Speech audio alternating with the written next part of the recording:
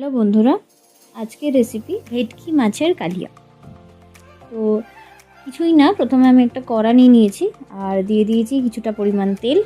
আর তেলটা গরম হয়ে গেলেই আমি তাতে দিয়ে দিচ্ছি আগে থাকতে নুন হলুদ মাখিয়ে রাখা ভেটকি মাছগুলো।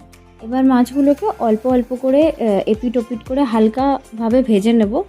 বেশি লালচে করে ভাজবো না, কারণ ভেটকি ভীষণ নরম মাছ, তো ভেঙে যেতে পারে। তো মোটামুটি আমি হালকাভাবে ভেজে নিয়েছি আর তারপর তুলে নিচ্ছি একটা পাত্রে।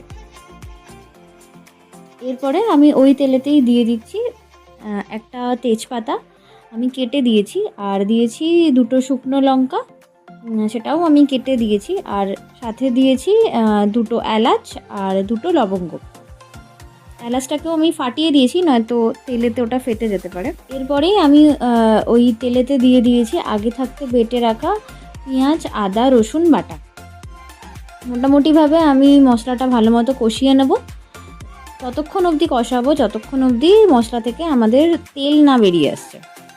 এরপরেই আমি ওতে দিয়ে দিয়েছি টমেটো, আর তার সাথে সাথেই আমি তাতে দিয়ে দিয়েছিলাম কিছুটা পরিমাণ হলুদ আর পরিমাণ মতো নুন, কিছুটা লঙ্কার গুঁড়ো।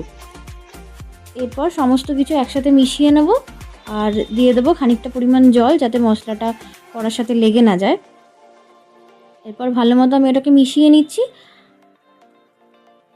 আর পড়ে থাকা বাকি মশলার বাটি থেকে ধুয়ে আনা জলটাও আমি ওর মধ্যে দিয়ে দিয়েছি আর ভালো মতো কষিয়ে নিচ্ছি। ওই মশলাতে আমি দিয়ে দিচ্ছি হাফ টেবিল স্পুন মতো গরম মশলা, যেটা শুধুমাত্র গন্ধের জন্য, আর এটাকে আমি ভালো মতো মিশিয়ে নিচ্ছি আর দিয়ে দিচ্ছি কিছুটা পরিমাণ জল। ফুট আসলেই আমি ওই মশলাতেই দিয়ে দিচ্ছি ভেজে রাখা ভেটকি মাছগুলো। এরপর মোটামুটিভাবে ফুটে গেলে আমি ওপর থেকে দিয়ে দিচ্ছি গরম মশলা। ব্যাস, এই গরম মশলাটা দিয়েই আমি নামিয়ে নিয়েছি। আমাদের রেডি হয়ে গেল ভেটকি মাছের কালিয়া। আজকের মতো এইটুকুই। আশা করছি ভিডিওটি আপনাদের পছন্দ হবে, ভালো লাগবে।